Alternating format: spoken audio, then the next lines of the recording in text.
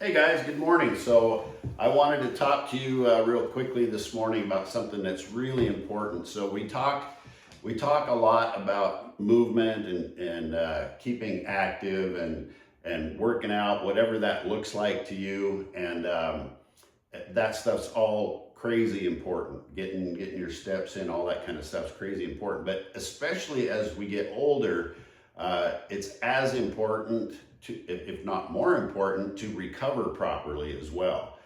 You can't just bust your ass all the time and expect to your body to have time to recover. And one of the best tools to recover is it's super easy, it's quick, it's cheap to do, and it really needs to be done every time, especially after you work out. So I'm not a huge fan of stretching for sure before a workout. When we were kids back in gym class, that's what you did, right? Before a workout, you'd stretch out, and it's a really dangerous thing to do because that's how you can tear those muscle fibers because they're not warmed up yet. So just to be clear, before a workout, before something strenuous, you need to warm up. And the proper way to warm up is whatever muscle groups you're working that day, if it's full body, whatever, you do that movement, but with no resistance or very little resistance. So in other words, if you're doing bench press that day,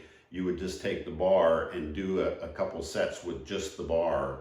And that will warm up that muscle group without putting a lot of tension or stress on it. Okay, so a warm up, I even get in the sauna myself. Now, some people don't have access to do that, but I get in the sauna to literally physically warm up the muscle before I go do my workout. And that's even more ideal. So we do a warm up before the exercise or the workout, but after is when we can do some stretching. But I think it's even more important to do things like foam rolling. Okay, so there's a couple of things here I think we need to define. Now, a lot of you probably already know what I'm talking about, but some of you don't. So I don't want to lose anybody here. So foam rolling is essentially, it's a self-massage technique. You use a foam cylinder, applies pressure to the muscle, and it helps improve blood flow. It releases the tension, and as we've said, it can aid in recovery. So it can be something as simple as this. It's just a little tiny one. It's actually made by the Theragun company. So it's got it vibrates at the same time when you're rolling on it. So it really works well. But you can go to Amazon or Shields or Bob Ward's or wherever, and you can buy a foam roller really cheap. So it's something easy to do. Okay, so that's what foam rolling is. There's also something called trigger point release. Okay, so if you've ever had a massage, you know what I'm talking about. The therapist is pushing on a muscle and you feel this kind of pop, like something rolls over the muscle. It's like a knot in there. That's a trigger point. And it's crazy to me. I used to actually take advantage of this knowledge when I was doing dentistry, because a lot of people have temporomandibular disorder of the temporomandibular joint, facial pain, that sort of thing. And a lot of times it was these trigger points in the back of the neck. So we could actually, sometimes it was as simple as sticking just a needle into that trigger point, almost like a deep acupuncture, if you will. There's also dry needling that people use these days, which works really well. You got to have somebody that knows what they're doing, but dry needling is essentially the same thing. But you could even inject sterile saline into that trigger point to break it up, or in real tough cases, we'd inject some local anesthetic in there. But you could inject a trigger point in the back of the neck or their shoulder, and all of a sudden the pain in their jaw would go away. So these trigger points can refer pain to different places in the body that you would never suspect. Okay, so you need to be aware of those things. So they're just, it's a focused form of pressure. The other thing you can do to break up these trigger points is something simple like a soup can, literally. And you can, like you can put this up against the wall, or you put this on the floor, and roll around on your shoulder, on your back if there's a trigger point there. I mean, you don't need to make this overly complicated. You can get a racquetball, tennis ball, or the best would be like a lacrosse ball because they're harder. But you can just put that on the floor and roll around on it and right on those spots. And it hurts. I'm not going to tell you it doesn't, but it's a good kind of pain, right? Because if you do it long enough and consistent enough, that it will break up those trigger points. And like I say, it can just free up everything. It's crazy how those trigger points can refer pain to other places where you would never suspect that's where it's coming from. Okay, and the last thing I want to talk about is what's called fascial release or myofascial release. Essentially, myofascia is just a big word, right? Anything myo means muscle. Fascia is like a sheath that contains the muscle. If any of you are hunters and you've ever, processed an animal, you'll see that fascia that encases all the different muscle groups. And so that interface between the muscle and the fascia can get sticky. It can get so it doesn't slide together with ease, and that's where a lot of pain can come from. So I would use the analogy of like a railroad track, right? That you've got a railroad track and you got a train. If there's, and we've all seen it where like a wheel bearing on a train seizes up and it's throwing sparks or starting fires, whatever it might be, the train's not going to go down the track. Or if the track was wonky and weird, the train couldn't flow down the track smoothly. And that's essentially what this myofascial release is it's like you're moving those muscles, physically pushing them within that sheath to make it's almost like it increases the lubrication inside of there. So it's this myofascial release is like the train going down the track, but you lubricated the track so it can slide down the track more easily. Okay, so those things, you have to understand what they are. Okay, so like say fascial release is a big thing, and one way to do that is by foam rolling. So the fascial release itself it can actually restore mobility. So if you're stiff and sore, you can't bend down, put your socks on, or whatever it might be, or just generally feeling like you're stiff and sore, not as mobile as you used to be. A lot of times it's because you're getting this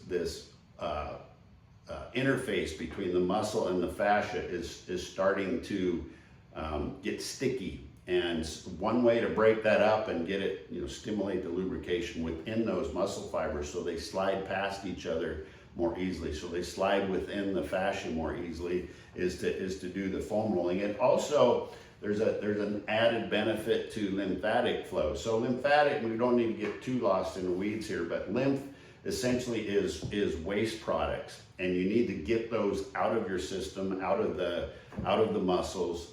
And so by doing this foam rolling, this fascial release, it actually flushes those waste products out into the venous system too. And so you can get rid of this, all of these waste products, these byproducts of working out. And so it improves that circulation, and as we've said, it reduces that pain and stiffness. So, and the trigger points we're talking about that you can either inject or use pressure release with the lacrosse ball, racquetball, soup can, whatever it might be. Some people use a little dumbbell, like a 2.5 or 5 pound dumbbell, put that on the floor and roll around on that. That will also release those trigger points. And like I say, that the crazy thing about trigger points is they can refer pain to so many different places that you really need to pay attention to them. And so, so I recommend this foam rolling really as a daily maintenance tool, even if you don't work out. They're just easy to have. I've got one at the house. You can have one at your cabin or wherever you're at. They're easy to haul around. You can even buy, most of them that you buy are about 3 feet long. If you're on a budget, you can take that foam roller and just literally cut it in half and now you got two to take to another place. You can even take them with you when you go. A lot of hotel gyms and that sort of thing have foam rollers available. So don't underestimate the value of that. The more you do that after a workout, you know, a lot of people, like say as they get older, they're just stiff and sore and they're achy. This is why. This is why it's a problem for them, because they're not addressing these things on a daily basis. They're getting stiff and sore because the muscles literally are getting stiff, and there's no lubrication in that myofascial interface. Okay, so super easy things to do. You can get a Theragun. You can also, you know, hit these trigger points. You can do that by yourself. You know, you can access just about any area. It's crazy after a workout, and a lot of gyms these days have these available too, because they see the importance of that. So after a workout, you get that blood flowing, you get that lymphatic system flowing to get that stuff out of there. You increase your mobility. You actually will build muscle more quickly because it also gets oxygen into it. I mean, there's a whole host of benefits by doing these things. So, and then lastly, occasionally go get a professional massage.